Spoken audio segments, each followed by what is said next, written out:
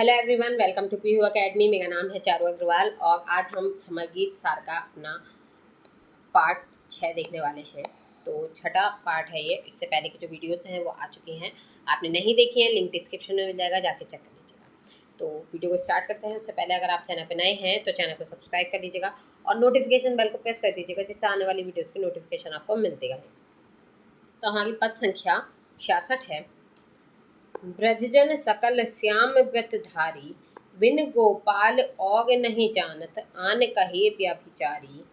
जोग मोट सिर बोढ़ा, आनी के कत तुम घोष उतारी। इतनी दूर जाहूँ चली काशी, जहाँ बिकती है प्यारी। यह संदेश नहीं सुनती हो, हे मंडली अनन्य हमारी। जो रस गीति करी हरि हमसो, सो कत जात विसारी। महामुक्ति को नहीं बूढ़ो, यद्यपि पदगत जारी। सूरदास स्वामी मनमोहन, मूर्ति की बलिहारी।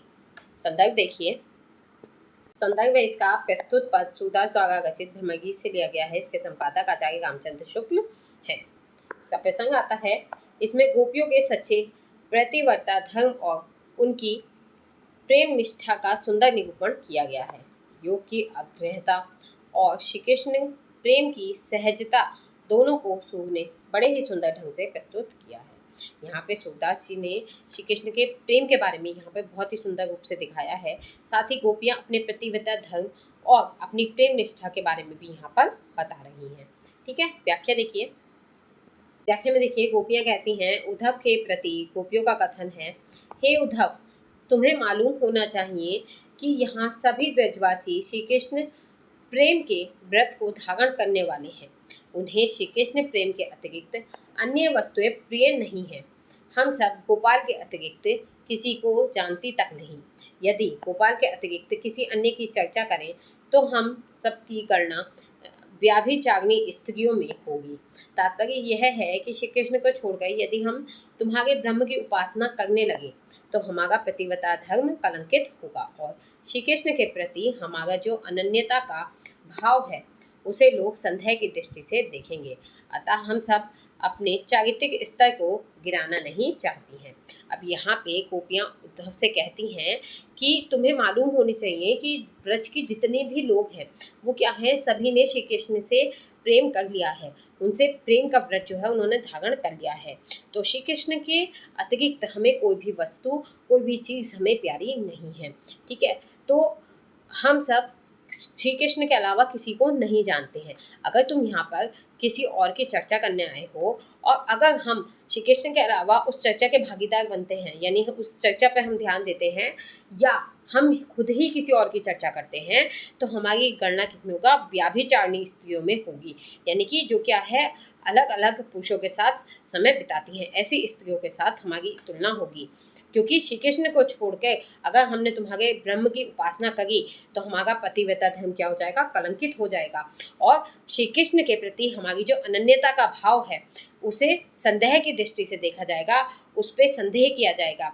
अतः हम सब अपने चारित्रिक स्तर को गिराना नहीं चाहती, यानी हमें अपने चरित्र को गिराने का कोई शौक नहीं है, हम उसे गिराना नहीं चाहती हैं। हमें आश्चर्य है कि तुमने किस प्रयोजन से अपनी योग की गठरी हीरो की बस्ती में आकर उतारी है। अरे, इस योग की गठरी में जो माल है उसका यहाँ कोई खरीदार नहीं है। तात्पर्य यह है कि ब्रज के लोगों के लिए तुम्हारा ये योग शास्त्र किसी प्रयोजन का नहीं है। यानी कि वो कहती हैं कि हमें तो इस बात का आश्चर्य है कि ना जाने तुमने किस प्रयोजन से, यानी कि किस सोच से अपनी ये योग की गठरी हीरो की बस्ती में आकर उतारी है। यानी कि अपनी योग की गठरी में तुम्हारा जो माल है वो यहाँ पे कोई खरीदने वाला नहीं है। यहाँ पे ब्रज के लोग जो हैं वो तुम्हारी योग शास्त्र को नहीं समझेंगे, उनके किसी काम का वो नहीं है। इसे यदि बेचना चाहते हो तो तुम दूर काशी में ले जाओ, जहाँ यह महंगा बिकेगा। तुम इसे बेचकर मुंह मांगा दाम पालोगे। तात्पर्य यह है कि काशी ही योग साधना के लिए उपयुक्त स्थान है, जहाँ बड़े बड़े योगी तुम्हें मिल जाएंगे और वह तुम्हारे योग की कद्र करेंगे। यहाँ तो हम सब की मंडली यानी समाज बड़े विचित्र और अनोखे हैं, वह तुम्हारे संदेश सुनने के लिए भी तैयार नहीं है। भला यह बताइए कि श्री कृष्ण ने हम सबके साथ अपनी जिस प्रेम रीति का व्यवहार किया, क्या उसे भुलाया जा सकता है? तो ये कहती हैं कि तुम पहले तो अपने ये जो योग का संदेश है इसे बटोरो और काशी जाओ, क्योंकि काशी में तुम्हें इसका महंगा दाम मिलेगा। काशी में तुम्हें बड़े बड़े योगी मिल जाएंगे जो कि तुम्हारे योग की कदर करेंगे और उसे ले लेंगे। लेकिन हमारा समाज जो है, हमारा जो ब्रज है, यहाँ की बात ही विचित्र और अनोखी है। ये जो तुम्हारा संदेश है इसे तो कोई सुनने के लिए भी तैयार नहीं है, है ना। आप मुझे भला ये बताइए कि जो श्री कृष्ण के साथ हमने इतने अच्छे प्यारे प्रेम भरे दिन बिताए हैं, क्या उन प्रेम भरे दिनों को हम भूल सकते हैं? तात्पर्य यह है कि श्री कृष्ण की उन अगणित प्रेम लीलाओं को हम सब कैसे विस्मृत कर सकती हैं, यानी कैसे भूल सकती हैं। यद्यपि आपकी महामुक्ति चारों पदार्थ यानी धर्म अर्थ काम मोक्ष में से एक कही जाती है, लेकिन उसे यहाँ कोई नहीं पूछ रहा है, समझ ही नहीं पाता। ऐसे गुण और गंभीर सिद्धांतों को समझने वाले लोग यहाँ नहीं हैं। अब यहाँ पे उद्धव से कहती हैं कि मुक्ति के लिए धर्म अर्थ काम मोक्ष को प्राप्त करना होता है, लेकिन यहाँ पे किसी को इस चीज की पड़ी ही नहीं है, उन्हें किसी को कोई मतलब नहीं है। इतने गंभीर सिद्धांत हम यहाँ पर समझने वाले नहीं हैं। आगे देखिए, सूरदास के शब्दों में गोपियां उद्धव से कह रही हैं, हे उद्धव, हम सब तो अपने स्वामी प्राण बल्लभ मनमोहन पर बलिहारी हैं, उन पर हम लोगों ने अपना सब कुछ न्यौछावर कर दिया है। इसमें गोपियों की आत्मसमर्पण की वृत्ति का संदेश है। तो यहाँ पे जो है सूरदास जो हैं उनके शब्दों में यहाँ गोपियां उद्धव से कह रही हैं कि हे उद्धव, हम सब अपने स्वामी प्राण बल्लभ मनमोहन यानी श्री कृष्ण पर बलिहारी हैं, हमने उन पर सब कुछ न्यौछावर कर दिया है। इसमें गोपियों के आत्मसमर्पण की बात जो है वो हमें दिखाई देती है। ठीक है, तो यहाँ पे गोपियाँ क्या कर गई हैं, वो कह रही हैं कि श्री कृष्ण को हमने अपना आत्मसमर्पण कर दिया है। फिर देखिए विशेषताएं आती हैं। इसमें अलंकार है आपका रूपक, रस श्रृंगार, छंद कैपद, भाषा ब्रजभाषा, शब्द शक्ति लक्षण और शैली प्रतीकात्मक। आगे देखिए 7वां पॉइंट है, 7वीं पंक्ति में श्री कृष्ण के समक्ष चारों पदार्थों को तुच्छ बताया गया है, यानी धर्म अर्थ काम मोक्ष जो हैं वो चारों श्री कृष्ण के सामने व्यर्थ हैं। फिर नेक्स्ट है, प्यारी शब्द पंजाबी है। स्पष्ट प्रतीत होता है कि सूर ने ब्रजभाषा को व्यापक बनाने के लिए ऐसे शब्दों के प्रयोग में किसी भी प्रकार की उदासीनता नहीं प्रकट की है। आगे देखिए है हमारा पद संख्या 67।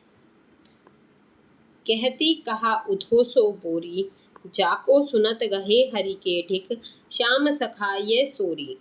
कहा कहतगी मैं पतियातगी, नहीं सुनी कहनावत, हमको जोग सिखावन आयो, यह तेरे मन आवत।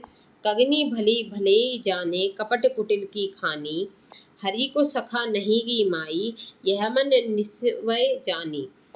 कहाँ गास रस कहाँ जोग जप, इतना अंतर भाखत, सूग सबे तुम कत भई बोरी, या की पति जो राखत। आगे देखिए, फिर आता है इसका संदर्भ। प्रस्तुत पद सूरदास द्वारा रचित भ्रमरगीत से लिया गया है। इसके संपादक आचार्य रामचंद्र शुक्ल है। फिर आता है आपका प्रसंग।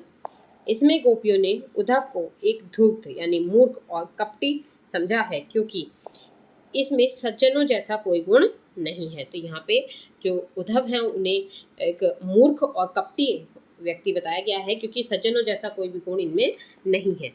व्याख्या देखिए, हमें गोपियाँ कहती हैं, एक सखी दूसरी सखी से उद्धव की धूर्तता का उल्लेख करती हुई कह रही है, हे सखी, तू पगली की भांति उद्धव से क्या कह रही है, अर्थात इन्हें समझाने के लिए पागल मत बन, ये बड़े धूर्त हैं यानी बहुत मूर्ख हैं, तुम्हारी बातों में नहीं आएंगे।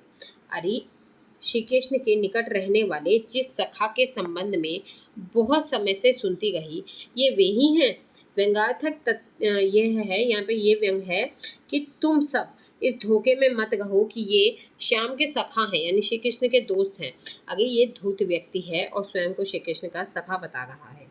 तो यहाँ पे एक सखी दूसरी सखी से कहती है कि तुम पागल मत बनो, उद्धव को समझाने के चक्कर में मत पड़ो, क्योंकि ये तुम्हारी बातों में नहीं आएंगे, तुम्हारी बातों को ये नहीं समझ सकते, क्योंकि ये श्री कृष्ण के पास रहने वाले वही सखा हैं। मुझे तो सुन के अचंभा हो रहा है कि ये वही सखा हैं, तो इसलिए तुम धोखे में मत आओ, ये वो सखा नहीं है, ये मत समझो कि ये श्री कृष्ण के दोस्त हैं। ये एक धूर्त व्यक्ति है यानी मूर्ख व्यक्ति है जो स्वयं को श्री कृष्ण का सखा बता रहा है। अरे क्या तू यह समझती रही कि यह हमें योग की शिक्षा देने आए हैं। अरे सखी, तुम क्या कह रही हो?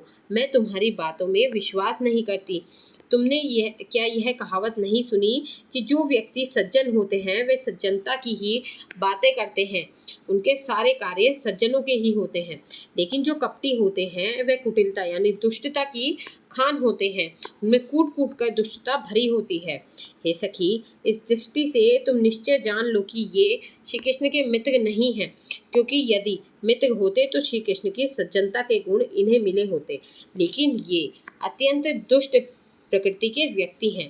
अब वो यहाँ पे दूसरी सखी जो है वो कहती है कि अरे सखी, तुम ये क्या कर रही हो? तुम्हें लगता है ये सिर्फ हमें योग का संदेश देने आए हैं, योग की शिक्षा देने आए हैं? अगर ये श्री कृष्ण के मित्र होते तो इन पर भी उनकी सज्जनता का कुछ तो प्रभाव होता, क्योंकि कहावत नहीं सुनी तुमने कि जो व्यक्ति सज्जन होते हैं वे सज्जनता की बात करते हैं और जो कपटी होते हैं वो दुष्टता की बात करते हैं। तो निश्चय ही ये श्री कृष्ण के मित्र नहीं हो सकते, क्योंकि अगर ये मित्र होते तो यह भी सज्जनता की कुछ ना कुछ बात तो करते। भला कहाँ रास का आनंद और कहाँ योग और जप की निगस पाते।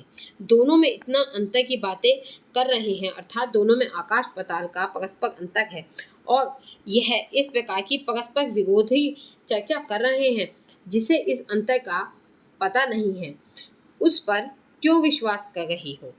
सूर के शब्दों में गोपियों का परस्पर कथन है कि तुम सब पगली बनकर इस अविश्वासी और कपटी के प्रति क्यों सम्मान दे रही हो, यानी कि तुम इस कपटी और अविश्वासी को क्यों सम्मान दे रही हो? इनकी प्रतिष्ठा बनाए रखने का अब कोई प्रश्न नहीं है, यानी कि अब तुम इनकी प्रतिष्ठा मत बनाकर रखो। ठीक है, आगे देखिए। फिर आती हैं विशेषताएं। इसमें देखिए, अलंकार है लोकोक्ति और अनुप्रास, रस है श्रृंगार, छंद है गैपद, शैली है व्यंग गर्भित शैली, शब्द शक्ति अभिधा, भाषा ब्रजभाषा, और फिर भाव पक्ष है बोरी जैसे शब्दों का प्रयोग द्वारा सूर ने स्त्रियों की भाषा का सहज नमूना प्रस्तुत किया है। नेक्स्ट है हरि को सखा माई में वस्तु से व्यंग व्यंजित हुआ है। ठीक है, नेक्स्ट देखिए, अगला पद है आपका पद संख्या 68।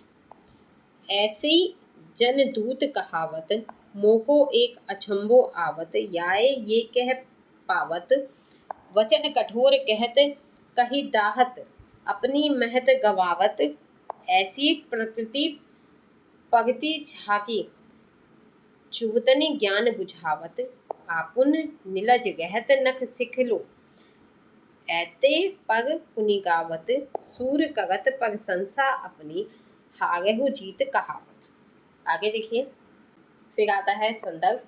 प्रस्तुत पद सूरदास द्वारा रचित ब्रह्मगीत से लिया गया है। इसके संपादक आचार्य रामचंद्र शुक्ल है। आपका प्रसंग आता है, इसमें गोपियों ने उद्धव की निर्लज्जता का उल्लेख किया है और यह भी संकेत किया है कि ऐसे ही लोग आदर्श दूत यानी संदेश वाहक कहलाते हैं। गोपियां प्रकारांतर से यह सिद्ध कर रही हैं कि इनमें दूतत्व का कोई स्मरणीय गुण नहीं है। ये तो इधर की उधर मांगने वाले व्यक्ति हैं। ठीक है, व्याख्या देखिए। व्याख्या आते हैं, गोपियां परस्पर कह रही हैं, हे सखी, ऐसे ही लोग आज दूत कहलाने का दावा करते हैं जो इधर की उधर लगाया करते हैं। हमें एक यही आश्चर्य होता है कि ऐसा करने से इन्हें क्या मिल जाता है, दूसरों को परेशान करने में इन्हें क्या लाभ होता है। सच तो यह है कि ये हम लोगों को अपनी कठोर वाणी यानी योग की निगस और शुष्क बातें द्वारा जलाते हैं और अपनी महिमा को इस प्रकार नष्ट करते हैं।